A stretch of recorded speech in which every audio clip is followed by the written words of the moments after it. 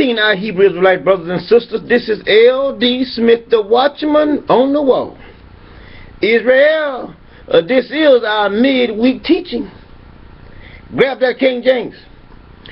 First and foremost, we want to wish all of our sisters and brothers out there a happy midweek, okay? Alright, we're going to get started here on our teaching tonight. We have a fantastic one.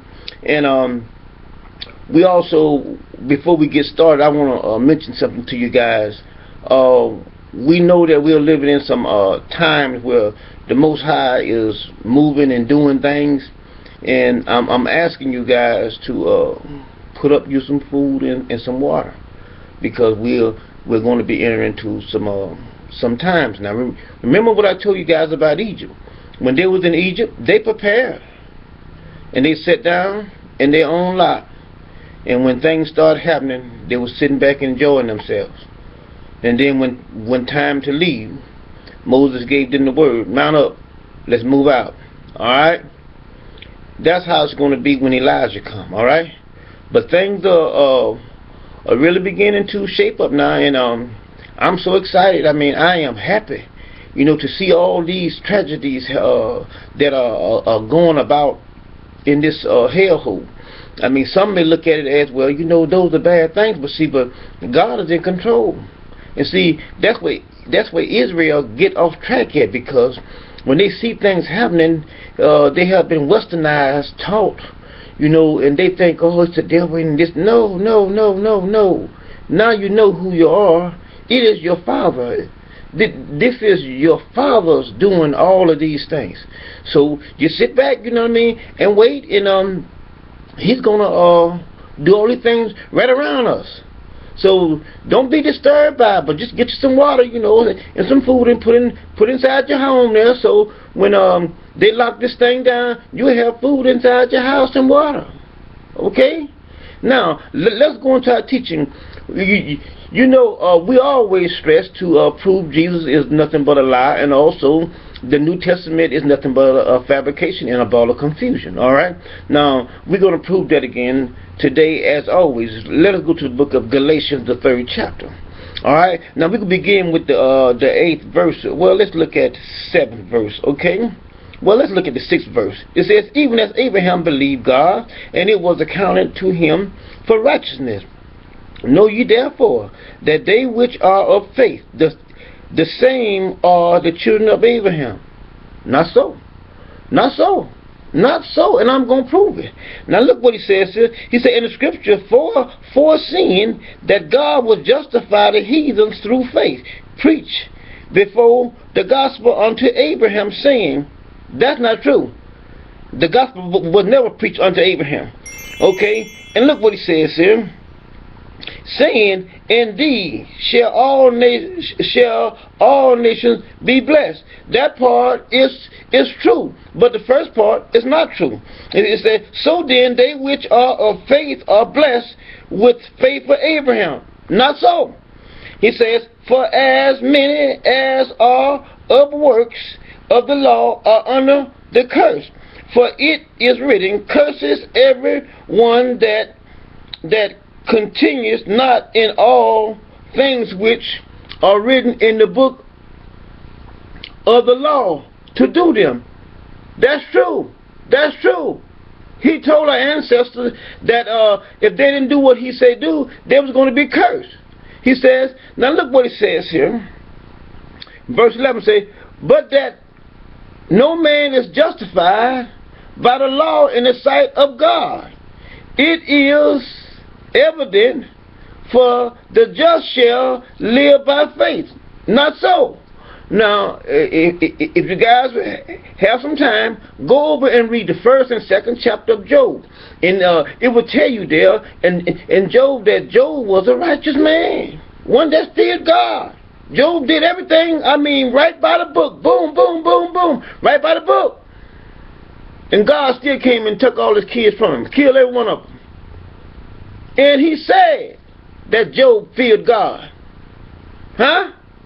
See, so we see here that there's holes I am punching all through this bullshit here in the New Testament. Now, look what it says here. Also, He says, Christ has redeemed us from the curse of the law, being made a curse for us, for it is written, curses everyone that hangeth on a tree. Now, that is not true. That is not true, and I'm going to prove it to you. Now, it's partially true, but not all true. Now, I'm going to finish reading here. It says that the blessings of Abraham might come upon the Gentiles through Jesus Christ, that we might receive the promise of the Spirit through faith. Now, I'm going to prove to you that that can be further from the truth. Now, let's look at the book of Deuteronomy. Let's go there. Now, Deuteronomy 21:22. Let's look at that, my sister and brother. It says, now look what it says. Now, he said, curses every man that hangeth on a tree. Right now, look what he says here. It says, verse 21 says, and all the men of his cities shall stone him with stone. Well, let's back up to well, it's talking about here about an individual that did something wrong, okay? And in 22 it says that, and they shall say unto the elders of the city, this our son is stubborn and rebellious. He will not obey our voice. He is a gluttonous and a drunkard. And all the men of the city shall stone him with stones that he die. So shall thou put evil away from among you, and all Israel shall hear and fear. And if a man have committed a sin worthy of death, see that? And he be put to death, and thou hang him on a tree, his body shall not remain all night upon the tree, but thou shalt in any wise bury him that day. For he that is hung is a curse of God, that thy land be not defiled. See that? That has nothing to do with anything else. He's saying that the land, it may not be defiled. Look what he says, which the Lord thy God giveth thee for an inheritance. That has nothing to do with what he's talking about over here about him hanging on a tree. Okay? Nothing to do with it at all. And you guys see it right here. Now let's continue here. We're going to look at something else. He's talking about he is the one of the promise. Now, let us look at something here. Let's look at Genesis 17. Now, I'm going to show you who the promise is for. Genesis 17. Let's look at verses 19, 20, and 21. Look what it says. And God said, Sarah thy wife shall bear thee a son indeed, and thou shalt call his name Isaac, and I will establish my covenant with him. See that? With him. For an everlasting covenant, and with his seed after him. Okay, it says his seed after him. Jesus did not have anything to do with this bloodline here. Nothing at all.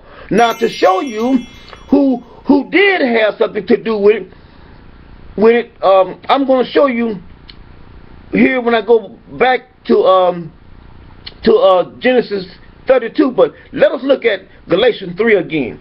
Let's go to the third chapter of Galatians 3, because we need to see this right here. Let's look at 3 and 16. It says, now to Abraham and his seed were the promise made. See that? He said not and to seeds as of many, but as of one, that to thy seed which is Christ. That's not true. I just showed you over here who he said it would be. I'm going to read again. This is Genesis 17, verse 19. He said, and God said, Sarah thy wife shall bear thee a son indeed, and thou shalt call his name Isaac, and I will make an everlasting covenant with him, and his seed after him, everlasting, he said his seed, okay, his seed after him. Okay, now, think about this right here. He didn't say seeds, he said seed, S-E-E-D, right? Now, over here you see it says that That's Christ. And it says, he didn't say seeds, but he said seed, and that seed is Christ. But you can see here that here we see this is Isaac, right? Am I right or wrong? Who came out of Isaac nutsack? Jacob. Did you hear what I say? Y'all, are you with me, Israel? Who came out of Isaac's sack? Jacob. Huh? Not Jesus. See, so you can see, my sisters and brothers, this is nothing but a fabrication over here in the New Testament. Now I'm gonna finish reading over here in Genesis 17. I'm gonna read verse 20 and 21. It says, and as for Ishmael, I have heard thee. Behold, I have blessed him, and will make him fruitful, and will multiply him exceedingly. 12 prince shall he beget, and I will make him a great nation. But my covenant will I establish with Isaac, which Sarah shall bear unto thee at the set time in the next year. See that, my sisters and brothers? But to get back to Isaac's seed, who came out of Isaac's nutsack? Who was his seed? Jacob. And I'm going to prove it to you here. Now, let us go a little further here. Let us go to Genesis 30. Let's go to Genesis 32. Let's go to Genesis 32. Now watch it, my sisters and brothers. I got to prove it here. Genesis 32. Now watch it right here. Let's read verses. Let's read verse 24 on down to verse 30. Watch it right here. It says, and Jacob was left alone, and there wrestled a man with him until the breaking of the day. And when he saw that he prevailed not against him, he touched the hallow of his thigh, and the hallow of Jacob's thigh was out of joint as he wrestled with him. Dad and son playing together. Look what he says here. And he said, let me go, for the day breaketh. And he said, I will not let thee go except thou bless me. My question is, how did he know that he had a blessing he had something for him, or he had a blessing for him? I mean, they had to have had a conversation before they even start wrestling. But anyway, that's not written here in the book. I know it's more or less like a speculation, but I have to ask that question. How and why would he ask him to bless him? You know, he had to have known something had to have transpired for him to ask him to bless him. That's like a person coming up to you and asking you for $50, and apparently he has to know that you probably have $50. I mean, he's just not going to come and just ask you for it, you know, unless he thought that he might could get it. Either he thought that you might would have it. But anyway, I just had to, you know, I am concerned about that, you know what I mean? It's not here in the pages, but it's something that makes you want to think, well, why would he ask him that? Okay, now let's go a little further here. And he said here, and at verse 20 to 27, he said, and he said unto him, what is thy name? He said, Jacob.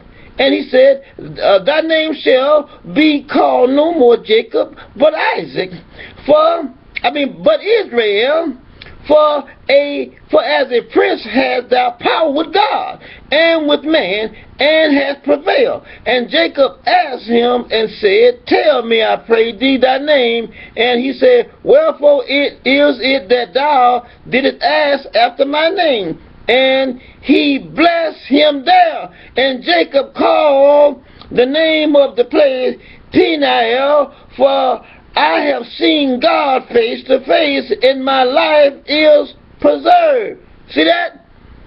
Now we see what he was talking about over here in Genesis chapter 17. He was talking about Jacob coming out of who?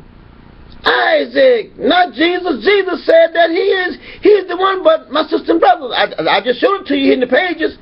I mean, I showed you over there in Testament that he said it wasn't S-E-E-D-S, but it was S-E-E-D, and Christ is that? No. No. It's Jacob all day long. Now, let's go a little further here. We're going to look at let's look at verses, let's go to Isaiah 29. Let's go to my sister and brother, Isaiah 29. All right, my sister and brother, watch it right here. Now, Christ say he is the one, right? This white man with the string-ass hair, blue eyes sometimes his eyes is brown, sometimes he has a long beard, sometimes he doesn't have a long beard, sometimes he have a robe on that's up here, then sometimes he damn near halfway naked. This is the son of a bitch that I'm talking about. All right, now I'm going to show you here that there can be further from the truth, my sisters and brothers. All of Israel came out of Jacob, and Jacob is black, not white. Now, let's look at the verse here, Isaiah 29. Let's look at verse 22. Now, look what it says here. I might just read. I'm gonna go ahead on and read 23:2 and 24. All right, because this here is these are two events here that have taken place, and then it just slides right into the other one. You know, which is why the other one is a future event. But everybody gonna see, and you guys gonna see too. You gonna see. Now look what it says in 22. It says, therefore thus saith the Lord, who redeemed Abraham concerning the house of Jacob. Jacob shall not be ashamed. So when he says that, to make that comment, somebody's going to be ashamed. And guess who's going to be? Pale face, and the rest of them that look like pale face and came from pale face. Look what he says, neither shall his face wax pale. See that? My face can't wax pale. Now look what he says.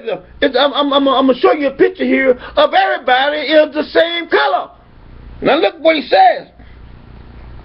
He says, 20 say, but when he seeth his children, see that? The work of my hand, who? God's hand, in the midst of him, they shall sanctify my name, and sanctify the Holy One of Jacob, and shall fear the God of Israel. See that? Everybody in there black. All the children black. Everybody gonna look at everybody and say, we the same. And they're gonna know that their God is just like them, because their God's gonna be black. He's not white. I mean, my sisters and brothers writing the pages. One cannot argue. One may try to argue, but you don't even have any kind of evidence here, anything to stand on, because it's right in the pages. I'm not changing anything. It's right in the pages. He said, they also, see here, now check this out right here. All the ones that are not listening now, watch this right here. He said, they also that err in spirit shall come come to understanding. See that? And they that murmureth shall learn doctrine. See that? They gonna learn. What it's gonna be after. See, a lot of y'all are just not getting it now. But when y'all see this black man come back, and be in the midst of all of us, all that bullshit that you have heard and been taught, all this doctrine of Western civilization, you know, about the white Jesus and the white God and all this other bullshit, about they got all the power and stuff, you're going to throw that shit at the back of your mind. Because you're going to see that I've been lied to. I see now. I understand. Now let's go a little further here. Watch this right here. Let's go back to Galatians, the 3rd chapter. Let's go back to Galatians, the 3rd chapter. Let's go there. Now watch it, my sister and brother. We can start with verse 19. Well, let's back up to 18. It says, for if the inheritance be of the law, it is no more of promise. But God giveth it to Abraham by promise.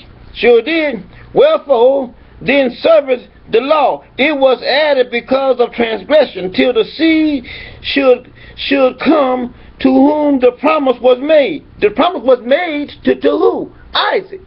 And all of his seed. Who was his seed? Jacob. That's who the promise was. And that's how Israel came into existence, through Jacob, because we read that he changed his name from Jacob to Israel.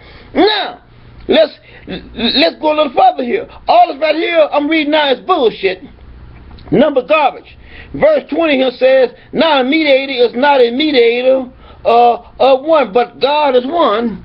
Is the law then against the promises of God? God forbid. For it there had been a law given which could have given life, verily righteousness should they have been by a law. But Scripture says, conclude all under sin, that the promises of faith of Jesus Christ might be given to them that believe. Now, my sisters and brothers, now I know you know that the law was given to who? Israel. Okay? It was given to Israel, nobody else. Now, how in the hell can you say about the law here law was given which could not give life, verily righteousness, but the Scripture has concluded all under sin? How can anyone sin against God when they didn't have the law? They had their own God. That's my question. Every nation had their own God, and still do. Every nation. Now, how can they sin against God, and God never gave them any commandments? He never gave them statutes. He never gave them judgments. He gave those to Israel. Now, let's go to the book of Deuteronomy, chapter 30. Let's go there. I watch it, my sisters and brothers. Very informative. Very informative. Chapter 30. Let's look at verses. We're going to read from verses 7 on down to verse 20. Now look what it says. And the Lord thy God will put all these curses upon thine enemies. See that? See that? I keep on stressing all the time and pretty much all my teaching that God is in control. God kills, God heals, God put curses on you, God delivers you, God makes you rich, God makes you poor. God does all these things. I don't know where people get these ideas about, I did this and that. Listen, you can't do a damn thing. There are people that want to get up out of bed right now that is bedridden, that's sick. Now, don't you think if they could get up on their own, they would get up? They can't get up. And they want to get up. I mean, how stupid and foolish for one to think that, well, I did it. You listen, you don't do a damn thing. God's in control. Now, look what he says here. Verse 8, he said, and thou shalt return and obey the voice of the Lord. See that? Israel, nobody else. Huh? And do all his commandments which I command thee this day. And the Lord thy God will make thee plenteous in every work of thine hand, in the fruit of thy body, and in the fruit of thy cattle, and in the fruit of thy land for good. And the Lord will again rejoice over thee for good, as he rejoiced over thy fathers. All the fruit, all the land, all your body, he says, I'm going to do all that for you. Now, if you can do it for yourself, you will need him to do it. You just go ahead and do it. But he says, I'm going to make you increase. I'm going to multiply you. I'm going to raise you up. I'm going to do all these things for you. And look what he says here. If thou shalt, verse 10, hearken unto the voice of the Lord thy God, and to keep his commandments and to his statutes, which are written in this book of the law. Now remember that, in this book of the law. He says, and if thou turn unto the Lord thy God with all thine heart and with all thine soul, for this commandment which I command thee this day. Now see that? He's talking to Israel, talking about commandments. He ain't giving these to nobody else but Israel. It is not hidden from thee, neither is it far off. It is not in heaven, that thou shouldest say, who shall go up for us to heaven to bring it unto us, that we may hear and do this. See that? That we may hear and do this. Not somebody else, but that we may hear and do this. See, that's why nobody else can claim these judgments, commandments, and statutes, but Israel, because it was only given to Israel. So anybody else outside, they can do what the hell they want to do. They got their own God. See that? Now, look what he says here. He said, neither is it beyond the sea, verse 13, that thou shouldest say, who shall go over go over the sea for us, to bring it unto us, that we may hear it and do it. See that? We may hear it and do it. See that? But the word is very nigh unto thee, in that mouth and in thine heart, that thou mightest do it. See that? See, I have set before thee this day life. See that? See that? See that? Now he said, now over there in Galatians, that the law didn't have life in it. But look what the Most High here is saying to Israel. Today, all these commandments I'm setting before you, that's life. I got his ass. Just like I always do. I get him every time. Every time. I can go over there and shred this New Testament all to pieces. Look what he says right here. Right in the pages. He says what? See, I have set before thee this day life and good, death and evil. See that? And in that I command thee this day, to love the Lord thy God, to walk, in his ways, and to keep his commandments and his statute and his judgment, that thou mightest live, and multiply. But Jesus said life was not in the law. And there's life in it. Life is right here in all these commandments. All these are laws. These are statutes.